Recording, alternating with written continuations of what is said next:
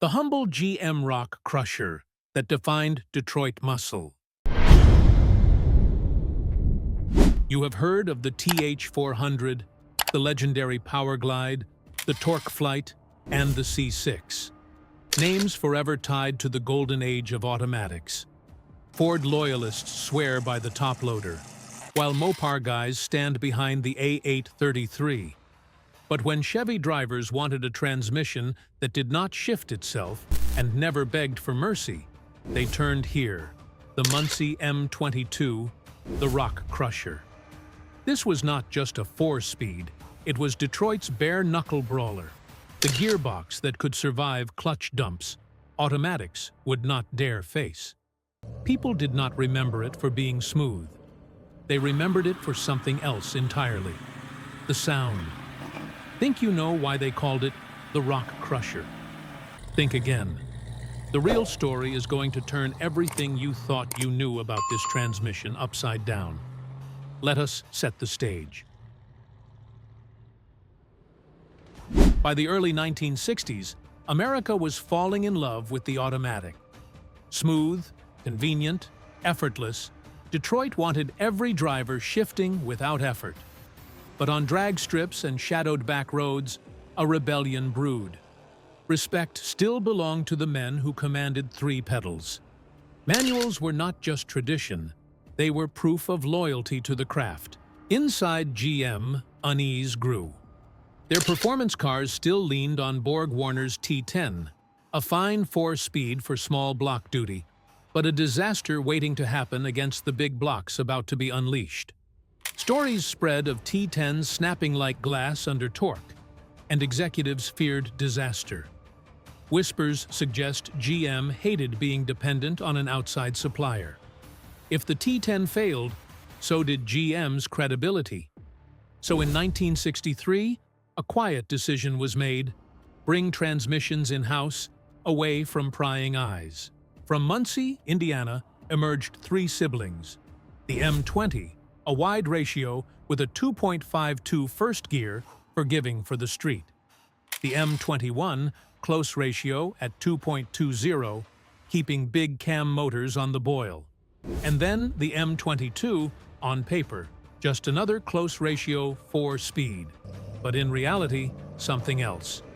Overbuilt, nearly straight-cut gears, a box designed in whispers for racers who could read between the lines. GM never shouted about it, almost as if they wanted its true purpose hidden. But racers knew, and soon, so did everyone else. But what truly made the M22 a legend was not just the ratios on paper. On the surface, the M22 looked almost identical to its siblings, the M20 and M21. Same basic case, same layout, same reputation as just another 4-speed. But insiders knew there was more. Some even whispered that GM intentionally downplayed what they had created, fearing the truth would overshadow the company's own automatic transmissions. What they built was not simply stronger, it was different, almost forbidden. Most manuals of the 1960s used helical gears cut at 20 to 30 degrees. Quiet, smooth, safe. But engineers also knew those angles created destructive thrust forces, pushing gears apart whenever torque spiked. That flaw was unacceptable for the big block era. And so, quietly, Muncie engineers cut the M22's gears at a radical 8 to 10 degrees. Nearly straight, they looked wrong to anyone outside the plant. The payoff was huge, thrust forces nearly eliminated, torque loads absorbed with ease. The price was a howl so loud it could be heard blocks away. A noise some believe GM brass wanted hidden, but racers recognized as a signature. Period GM service manuals only listed the M22 as close ratio, never highlighting its unique gear cut. Some insiders claim this omission was not an oversight at all. It was deliberate, a way to keep the rock crusher's true design off the radar of regulators and even rival engineers. The secrets did not end there. The countershaft pin bore was quietly enlarged from 7/8 of an inch to a full 1 inch, strengthening the core. Gears were shot, peened, their teeth hardened like military equipment. Early models carried 10 spline inputs and 27 spline outputs, later upgraded to 26 and 32 splines, as if each revision pushed the limits further. Even the case itself was thicker, tighter, almost overbuilt, as though GM engineers knew they were preparing for something their bosses had not approved. In practice, it meant one thing: clutch dumps at 5,000 RPM behind a 427 or a 454 did not destroy the Rock Crusher. Other transmissions begged for mercy. This one seemed to demand punishment, broadcasting its defiance through that unmistakable howl. A flaw on paper turned into a weapon on the street. Was the Rock Crusher's piercing whine just noise, or the hidden proof of a transmission GM tried to downplay? That piercing gear whine was the membership badge of serious racers, the sound that told everyone within earshot you were not driving a grocery getter. Automatics could be quicker, sure. The TH400 could shift faster than any human hand, but no automatic earned respect the way a screaming M22 did. Street racers loved to hammer first and second gear, not just for acceleration, but for intimidation. The noise was psychological warfare, echoing down the block before the car even appeared. For those who lived it, the memory never faded. As David Lindahl recalled, he was just 6 or 7 years old, standing in the back seat of his dad's buddy's '55 Chevy, watching the sun tack bounce on the dash. "I never forgot that sound," he said. Everyone said the TH400 ruled the drag strip, but did it really? Or was there a darker truth? It shifted quicker than any human hand, and on paper, it dominated. But in the pits, whispers told a different story. Under heavy torque, those same automatics overheated, slipped, or simply surrendered. Meanwhile, the Muncie M22 was quietly rewriting the rules. In stock form, it absorbed nearly 600 horsepower without complaint, a fact GM never advertised, almost as if the company wanted its true strength kept out of rival hands. On the streets, the divide turned into open warfare. Show up with an automatic, and people assumed you were hiding behind technology. Arrive with 3 pedals, and respect was automatic. The Rock Crusher was not about convenience. It was a declaration of loyalty to the craft of driving. Its close ratio gears held 427s and 454s in their power bands, a design some believe Muncie engineers disguised as just another 4-speed to sneak past corporate managers obsessed with noise and comfort. Jacob Hoshar's story says it all. His father's orange '66 Chevelle, with a built 307 and an M22, was nearly untouchable on the street. Its only defeat came when shifter linkage pins mysteriously failed, yet the gearbox itself never flinched. Almost like fate wanted to remind everyone that Chevy's underground weapons still had enemies. And naturally, the Rock Crusher's dominance did not go unchallenged. Ford and Mopar had their own answers.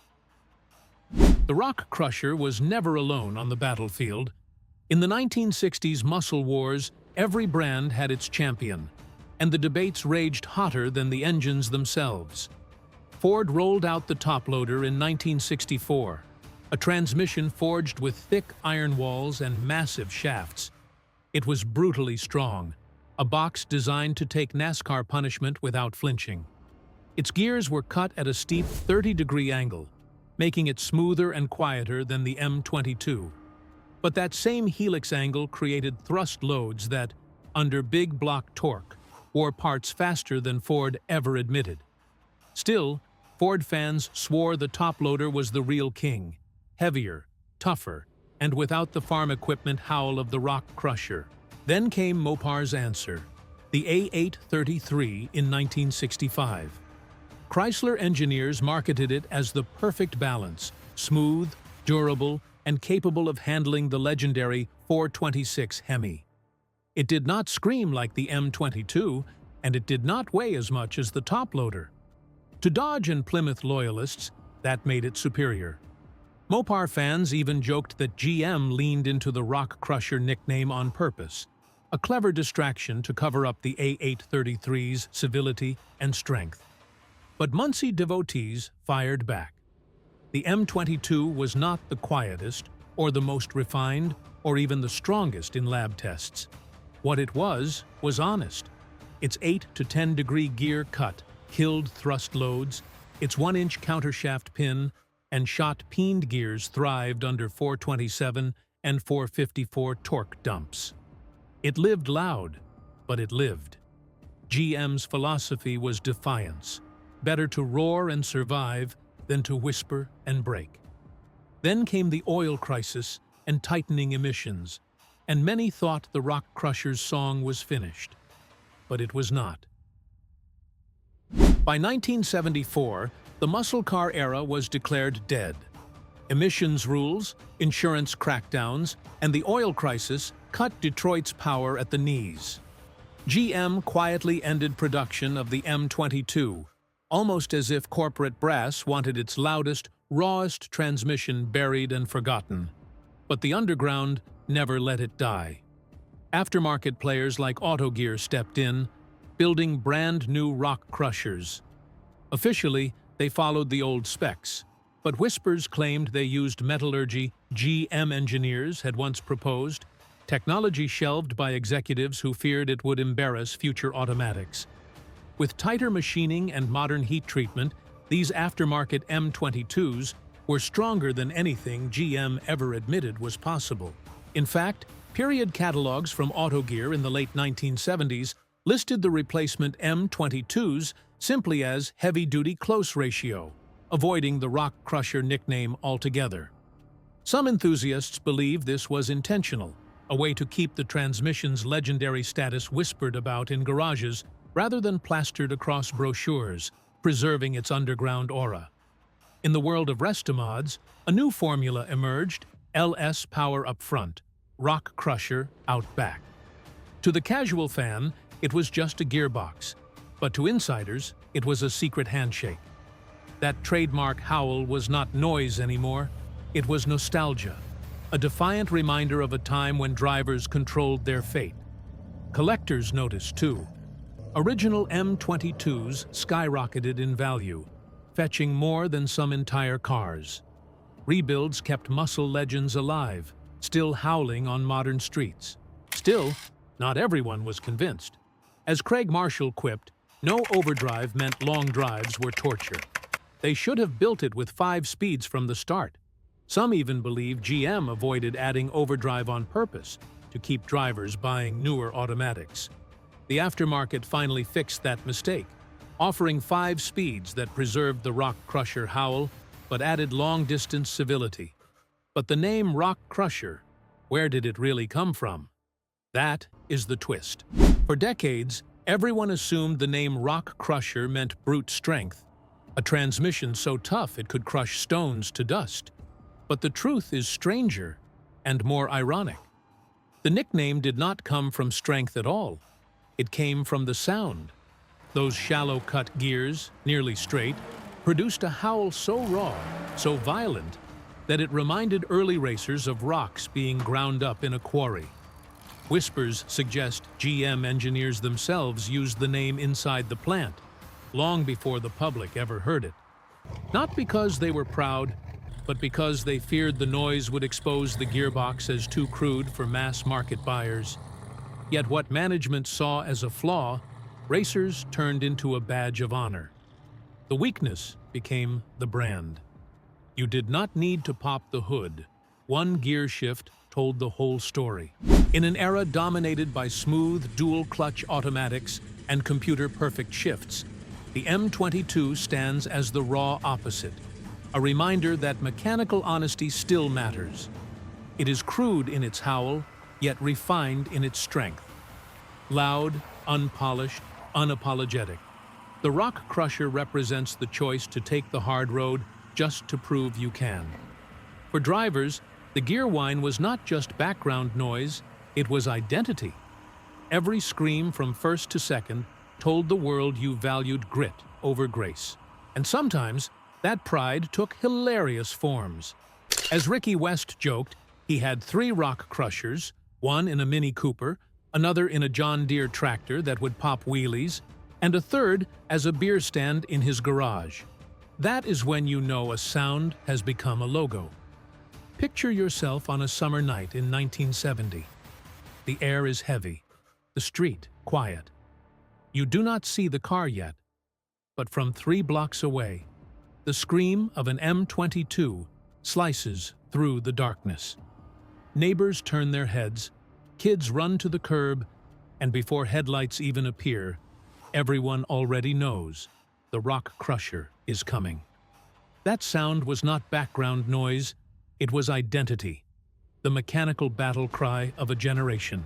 The M22 rock crusher was never about refinement, it was about defiance. Automatics may have been quicker, modern manuals smoother, and today's dual clutch smarter, but none carried the raw howl that made the rock crusher legendary. For some, it was the gearbox that survived endless clutch dumps behind a 454. For others, a childhood memory etched in sound. More than a transmission, it was a statement. Strength over comfort, authenticity over convenience. Do you remember the first time you heard that scream? Share your story in the comments. And do not forget to like, share, and subscribe.